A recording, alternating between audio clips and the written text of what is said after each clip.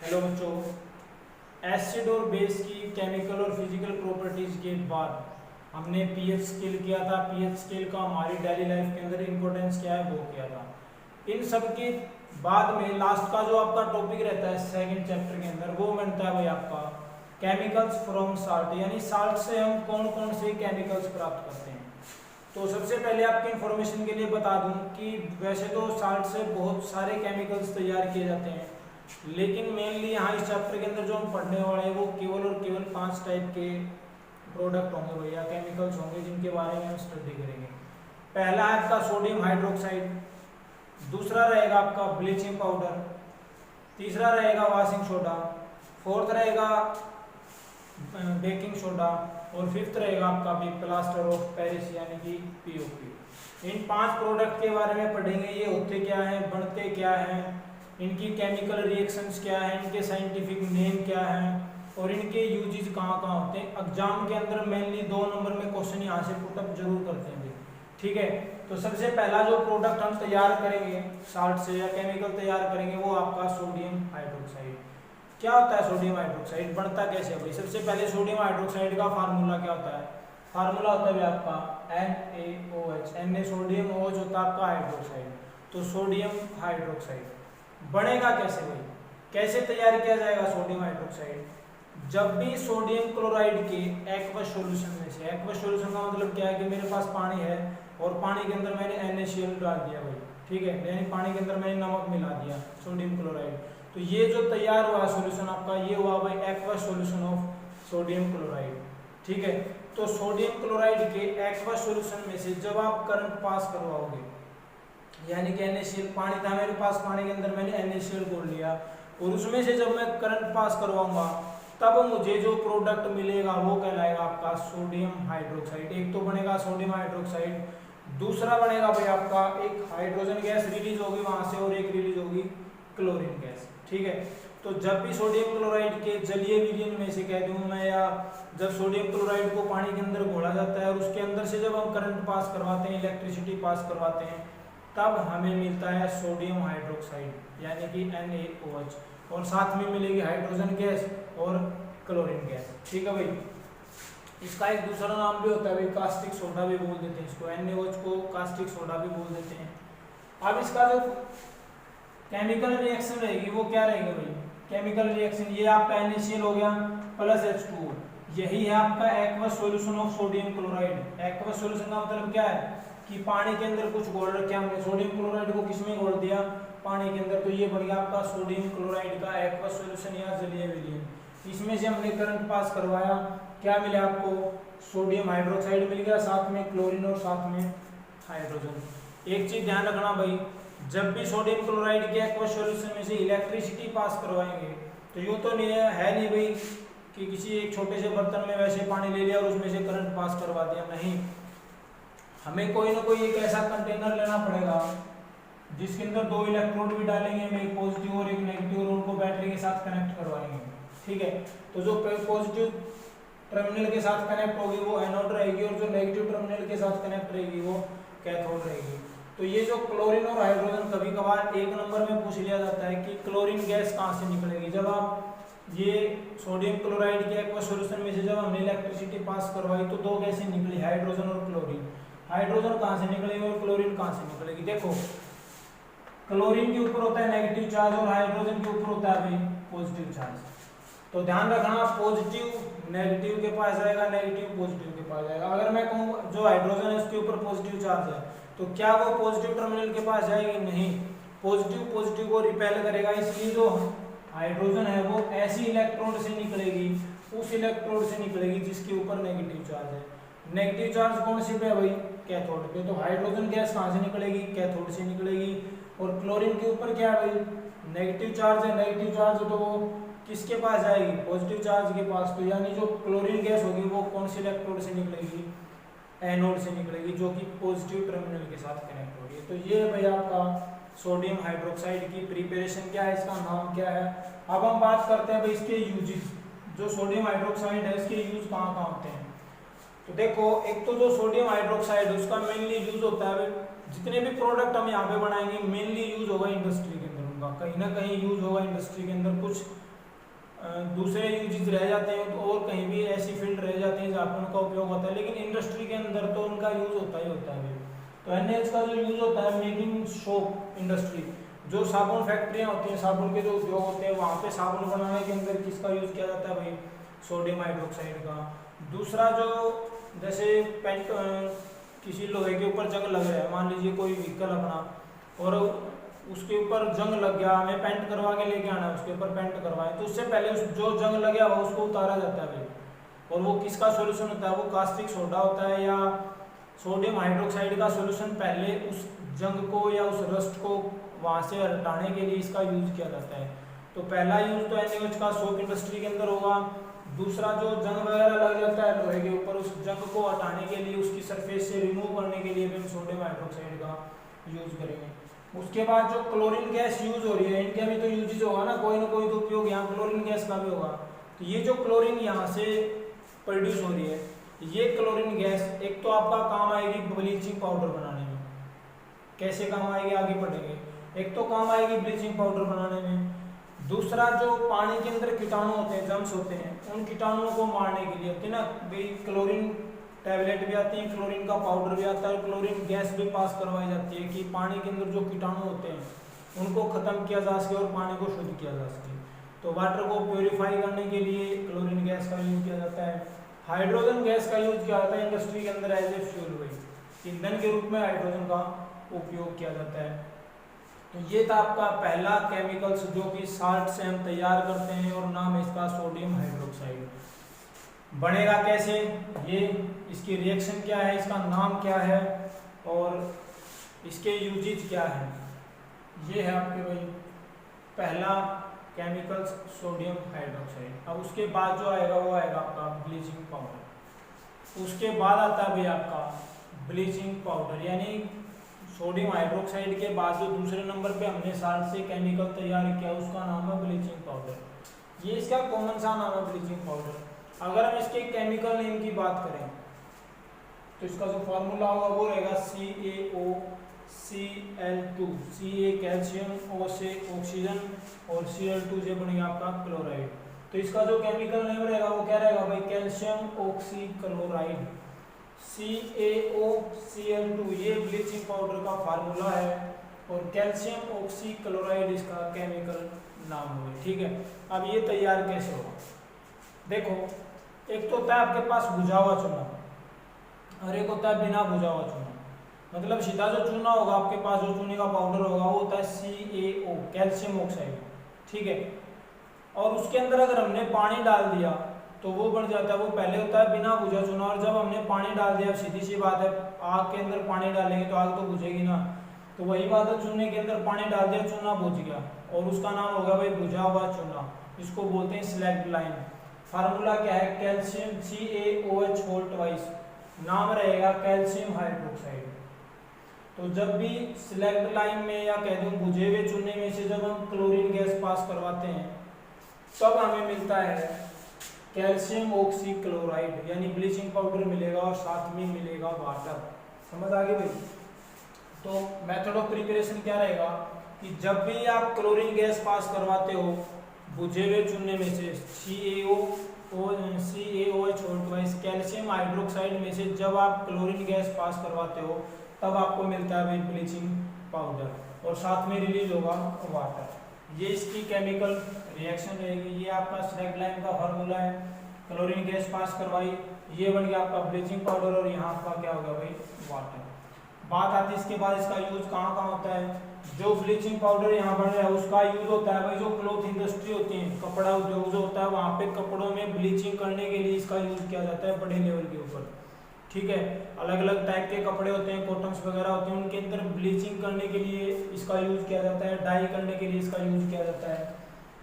दूसरा जो ऑक्सीडाइजिंग जो लेबोरेटरीज हैं, केमिकल इंडस्ट्रीज आपकी, वहाँ पे इसका उपयोग किया जाता है भाई as a oxidizing agent. Oxidizing agent क्या होते हैं, वो सब्सटेंस जो किसी भी केमिकल रिएक्शन को ऑक्सीजन प्रोवाइड करवाते हैं वो होते हैं आपके ऑक्सीडाइजिंग एजेंट।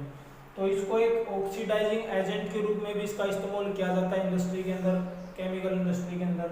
और उसके बाद आता है भाई पानी को प्योरीफाई करने के लिए, कि पानी के अंदर जो कीटाणु वगैरह होते हैं उनको खत्म करने के लिए ब्लीचिंग पाउडर डाल दिया जाता है, ताकि पानी है वो आपका बैक्टीरिया फ्री हो जाएगा। ठीक है, तो ये है आपका दूसरा प्रोडक्ट जो कि हम साल्ट से तैयार कर रहे हैं, नाम है ब्लीचिंग पाउडर। केमिकल नेम रहेगा कैल्शियम ऑक्सीक्लोराइड, ये इसका फार्मूला, यहाँ पे ये इसका मेथड ऑफ प्रिपरेशन और इसका यूज। ठीक है भाई, उसके बाद आता है भाई आपका बेकिंग सोडा, यानी कि खाने के अंदर जिस सोडे का यूज किया जाता है, जिसको हम एज ए फूड के अंदर यूज करते हैं भाई, ताकि जो भोजन है वो आपका जल्दी से खराब ना हो, या भोजन जो है वो टाइट ना हो, टफ ना हो, नरम बना रहे, इसलिए इसका हम यूज करते हैं भोजन के अंदर, और इसलिए इसका नाम रख दिया बेकिंग सोडा, जिसको बोलते हैं खाने का सोडा। ठीक है, इसका अगर मैं एक केमिकल नाम की बात करूं तो इसका जो केमिकल नाम होगा वो होगा सोडियम बाइकार्बोनेट भी बोल देते हैं उसको, सोडियम हाइड्रोजन कार्बोनेट भी बोल देते हैं, और यही इसका नाम है और यही ऐसा इसका फार्मूला है, NaHCO3। Na सोडियम है, H से हाइड्रोजन बन गया, CO3 आपका कार्बोनेट है, तो सोडियम हाइड्रोजन कार्बोनेट बोल सकते हैं, या सोडियम बाइकार्बोनेट बोल सकते हैं, या बेकिंग सोडा बोल सकते हैं, यही सारा का सारा एक ही है भाई। ठीक है, तैयार कैसे होता है आपका बेकिंग सोडा, कैसे तैयार किया जाएगा? देखो, सोडियम क्लोराइड का एक्वस सॉल्यूशन लेना, जैसे हमने ब्लीचिंग पाउडर के अंदर लिया था, जब हमने सोडियम हाइड्रोक्साइड बनाया था वहां पे हमने एक्वस सॉल्यूशन लिया था सोडियम क्लोराइड का, कुछ वैसा ही एक्वस सॉल्यूशन हमें यहाँ भी लेना है सोडियम क्लोराइड का। यानी सोडियम क्लोराइड का एक्वस सॉल्यूशन का मतलब क्या है? पानी के अंदर हमें नमक घोल लेना है, NaCl घोल लेना है। उस पानी के अंदर जब हमने NaCl घोला और उसके अंदर जब हम जब उसके अंदर से CO2 और अमोनिया गैस पास करवा रहे हैं,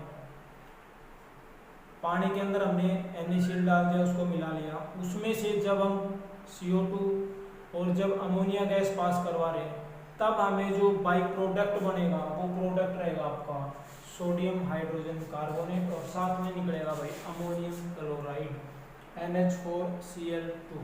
ठीक है, तो ये आपका तैयार हो जाएगा भाई आपका बेकिंग सोडा। क्या है? When CO2 and ammonia gas is passes through the aqueous solution of sodium chloride, जब भी सोडियम क्लोराइड के एक्वस सॉल्यूशन से अमोनिया और CO2 गैस पास करवाएंगे, it will give baking soda, ये हमें क्या दे देगा भाई? बेकिंग सोडा दे देगा। ये इसकी केमिकल रिएक्शन है। यूज कहाँ होता है इसका भाई? देखो, इसका यूज कहाँ होता है, एक तो बेकिंग पाउडर बनाना, बेकिंग सोडा अलग चीज है, बेकिंग पाउडर अलग चीज है। बेकिंग सोडे से आपकी बेकिंग पाउडर बनेगी। बेकिंग सोडे के अंदर जब निश्चित अमाउंट में, निश्चित मात्रा में अगर हमने टार्ट्रिक एसिड डाल दिया, टार्ट्रिक एसिड अगर हमने डाल दिया इसके अंदर, तो जो पाउडर बनेगा, पाउडर फॉर्म रहेगी, वो कहलाएगी आपकी बेकिंग पाउडर। ठीक है, ये बेकिंग सोडा है, इसके अंदर अगर हमने टार्ट्रिक एसिड डाल दिया तो ये क्या बन जाएगा? आपका बेकिंग पाउडर बन जाएगा। तो एक तो बेकिंग पाउडर बनाने में इसका यूज किया जाता है। दूसरा, जो एंटासिड होते हैं, एंटासिड के रूप में भी इसका यूज किया जाता है। एंटासिड मतलब जब पेट में एसिडिटी की मात्रा बढ़ गई तो उस एसिडिटी को कम करने के लिए जो टैबलेट वगैरह हम लेते हैं, बेस वगैरह हम लेते हैं, जैनो वगैरह हो गई, उनके अंदर भी इसका यूज किया जाता है। जैसे इनो नहीं होती, इनो बनाने के अंदर या कोई दूसरे ऐसे सब्सटेंस रह गए, ऐसे प्रोडक्ट रह गए जो एसिडिटी को कम करते हैं या खत्म करते हैं, उनको बनाने में भी सोडियम बाइकार्बोनेट का यूज किया जाता है। और इसका एक उपयोग किया जाता है भाई, जो अपने खाना वगैरह बनाओ आपकी, जब भी आप इसको हीट करोगे ना, सबसे खास बात क्या है, जब सोडियम बाइकार्बोनेट को आप हीट करोगे तो हीट करने के बाद ये सोडियम कार्बोनेट देगा, प्लस में कार्बन डाइऑक्साइड निकलेगी, और ये कार्बन डाइऑक्साइड क्या फायदा करेगी भाई आपको? जो बेकरी वगैरह नहीं होती भाई, जहाँ पे मान लीजिए बिस्कुट वगैरह बनते हैं, केक पेस्ट्रीज वगैरह बनती हैं, ये बिल्कुल नरम होते हैं, टाइट नहीं होते। बिस्कुट वगैरह होते हैं बिल्कुल नरम होते हैं। और अगर अपना घरेलू एग्जाम्पल ले तो जो तीज त्योहार के ऊपर जो वगैरह जो सुहाड़ी गुलगुले बोले अगर वे हम घर पे बना रहे हैं तो उसके अंदर हम ये सोडा डालते हैं भाई, बेकिंग सोडा डालते हैं। क्यों डालते हैं? कि जब भी हम इसको गर्म करेंगे, बेकिंग सोडा डालेंगे, फिर उसको गर्म करेंगे तेल के अंदर, तो जब आप इसको गर्म करोगे तो सोडियम कार्बोनेट के साथ CO2 गैस निकलेगी, और ये CO2 गैस क्या करेगी? आपका जो फूड है उसको नरम बना देगी, फुला देगी। जैसे ये नहीं होते भाई भटूरे वगैरह जो होते हैं, पूरी वगैरह होती हैं, पूरियाँ, ये फूल क्यों जाती हैं? इसी कारण से फूल जाती हैं कि CO2 की मात्रा हो जाती है उसके अंदर। कहाँ से आती है CO2? जब बेकिंग सोडा को गर्म करेंगे तो CO2 बनेगी, और वो CO2 क्या करेगी, आपके फूड को फ्लैपी बना देगी, फुला देगी भाई, और इससे आपका भोजन क्या होगा भाई, नरम रहेगा, टाइट नहीं होगा, टफ नहीं होगा। ठीक है, तो एक ये इसका यूज हो गया। जब भी सोडियम बाइकार्बोनेट को हीट करोगे CO2 गैस प्रोड्यूस होगी। ये CO2 गैस, अब पूछा जाए कि बेकिंग सोडे का यूज खाने के अंदर क्यों करते हैं, तो इस्तेमाल क्यों करते हैं इसका, ताकि आपका जो फूड है वो नरम बना रहे भाई। ठीक है, और फुलावट आ जाए उसके अंदर। क्यों आएगी फुलावट? ड्यू टू प्रोडक्शन या due to evolution of CO2 gas. CO2 gas बनेगी और उसके कारण उसमें क्या आ जाएगी, फिर फुलावट आ जाएगी। तो ये है आपका बेकिंग सोडा।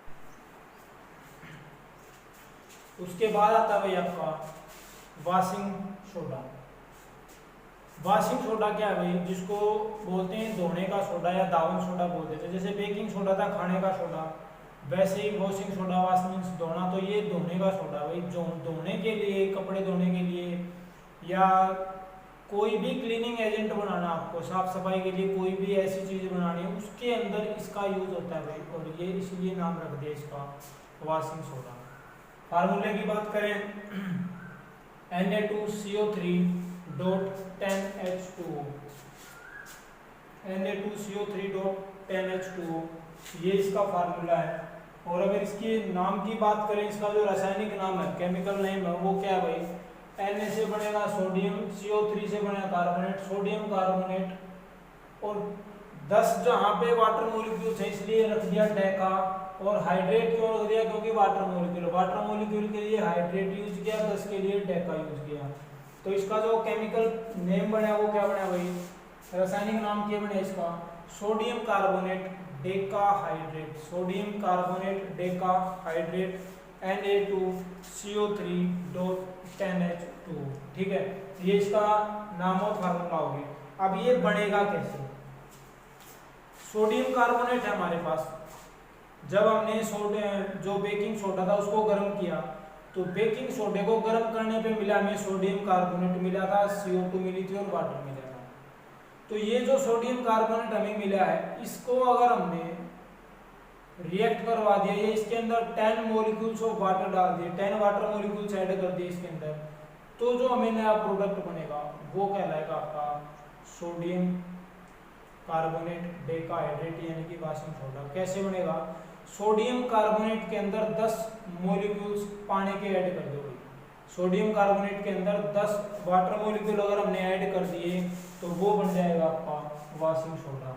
Na2CO3 प्लस कितने वाले वाटर मॉलिक्यूल ऐड करें हैं, 10, और नाम क्या क्या बनेगा आपके पास, Na2CO3.10H2। कुछ नहीं करना इसकी रिएक्शन के अंदर, यहाँ प्लस को हटा के यहाँ नोट लगा दिए, मल्टीप्लाई, तो इस डॉट का मतलब है मल्टीप्लाई में, लेकिन यहाँ मल्टीप्लाई का निशान मत लगा दियो। ठीक है, तो ये हो गया आपका इसके जो केमिकल रिएक्शन है वो। अब बात आती है कि हमने यहाँ जो ये डेफिनेशन दे रखी है recrystallisation of sodium carbonate. Recrystallisation का मतलब क्या है कि सोडियम कार्बोनेट था, उसके अंदर 10 वाटर मॉलिक्यूल ऐड कर दिए, तो ये बन गया रिक्रिस्टलाइजेशन ऑफ वाटर। ठीक है, ये recrystallisation of sodium carbonate. Use कहाँ होगा भाई, एक तो क्लीनिंग एजेंट के रूप में यूज होगा। वॉशिंग सोडे का काम होता है भाई साफ सफाई में यूज करते हैं इसको, घरों में कपड़े धोने के लिए। ठीक है, और जो फर्श वगैरह होते हैं, जैसे फिनाइल वगैरह नहीं होगी, उनके अंदर भी इसका यूज किया जाता है थोड़ा सा भाई। ठीक है, तो एक तो क्लीनिंग एजेंट, साफ सफाई वाले जितने भी प्रोडक्ट बनते हैं उनके अंदर इसका यूज किया जाता है। Use to remove the hardness of water, पानी की कठोरता को दूर करने के लिए। पानी की कठोरता के मतलब है कि पानी के अंदर मान लीजिए कपड़े धोने हैं, अब कपड़े धोने के लिए अगर समय हमारे पास सादा पानी, अगर उसके अंदर कपड़े डाल दिए तो क्या वो इजीली साफ हो जाएंगे? नहीं होंगे। क्यों? क्योंकि वाटर हार्ड है, तो उसकी हार्डनेस को कौन दूर करेगा? उसके अंदर थोड़ा सा अगर हमने डिटर्जेंट डाल दिया, साबुन डाल दी, डिटर्जेंट आपका है क्या? डिटर्जेंट एक एक्चुअल में क्या यूज हो रहा है उसके अंदर? वॉशिंग सोडा यूज हो रहा है। तो डिटर्जेंट अगर हमने उसके अंदर डाला, सरफ अगर हमने उसके अंदर डाला, उससे क्या होगा? पानी के अंदर झाग पैदा हो जाएंगे, और वो झागे क्या करते हैं भाई? वाटर की जो हार्डनेस है उसको खत्म कर देंगे, उसको रिमूव कर देंगे। ठीक है, उसके बाद आता है वाटर ऑफ क्रिस्टलाइजेशन। किसे कहते हैं? जिसको हिंदी में बोलते हैं क्रिस्टलीकरण जल या क्रिस्टलीय जल किसे कहेंगे? देखो क्रिस्टलीय जल का मतलब क्या होता है या क्रिस्टलाइजेशन ऑफ वाटर क्या होता है कि पानी किसी एक फार्मूले के अंदर, आपको कोई एक फार्मूला दे रखा है, उस फार्मूले के अंदर वाटर के जितने भी मॉलिक्यूल प्रेजेंट हैं वही कहलाएंगे आपके वाटर ऑफ क्रिस्टलाइजेशन कहलाएगा। अगर मैं इस फार्मूले की बात करूं, यहाँ पे कितने वाटर मॉलिक्यूल प्रेजेंट हैं, कितने वाटर मॉलिक्यूल हैं 10, तो इसका जो वाटर ऑफ क्रिस्टलाइजेशन होगा वो क्या होगा 10। किसी भी एक गिवन फार्मूले के अंदर, दिए गए फार्मूले के अंदर वाटर के कितने मॉलिक्यूल्स प्रेजेंट हैं वही कहलाएगा आपका वाटर ऑफ क्रिस्टलाइजेशन। अगर मैं यहाँ पे बात करूँ, कहीं पे लिखा जाए 5H2O, इसका मतलब वाटर ऑफ क्रिस्टलाइजेशन कितना है यहाँ पे 5। कहीं पे अगर लिखा आ जाए हाफ H2O, इसका मतलब वाटर ऑफ क्रिस्टलाइजेशन कितना है हाफ है। तो किसी भी फार्मूले के अंदर जितने भी वाटर मॉलिक्यूल प्रेजेंट रहेंगे वही क्या कहलाएगा आपका भाई वाटर ऑफ क्रिस्टलाइजेशन, यानी कि क्रिस्टलीकरण जल। क्रिस्टलीकरण जल क्या हुआ, किसी भी दिए गए फार्मूले के अंदर, दिए गए सूत्र के अंदर जल के जितने भी कण मौजूद, जितने भी अणु मौजूद होंगे वो कहलाएगा आपका क्रिस्टलीकरण जल।